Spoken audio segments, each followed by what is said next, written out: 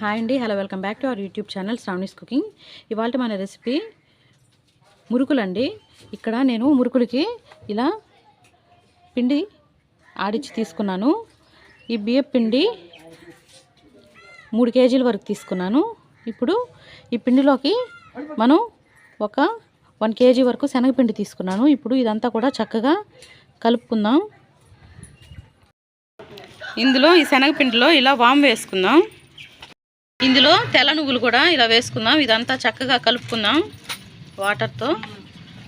ఇందులోకి మనం టేస్ట్కి సరిపడా సాల్ట్ ఇలా వేసుకుందాం. కొంచెం కొంచెం వాటర్ వేసుకొని ముద్దలాగా కలిపి పక్కన ఉంచుకోవాలి. వాటర్ ఎక్కువ వేసుకోకూడదు, కొద్ది కొద్దిగా ఇలా కలుపుకోవాలి. ఇలా కలిపి పక్కన ఉంచుకోవాలండి. వెలిగించుకొని ఈ ప్యాన్ పెట్టి ఇందులో ఆయిల్ వేసుకున్నాము. ఆయిల్ హీట్ అయ్యాక ఇందులో ఇలా మురుకులన్నీ కూడా చక్కగా ఇలా ఒత్తుకుందాం.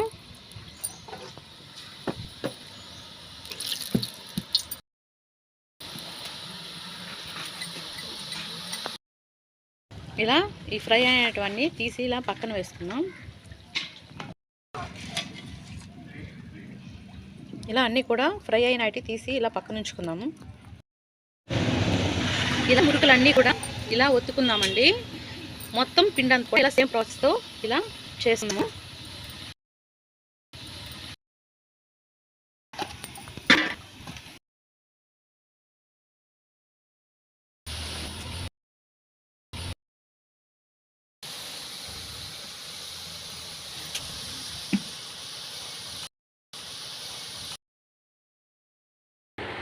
చూసారు కదండి, ఇలా మురుకులు చక్కగా రెడీ అయిపోయాయి.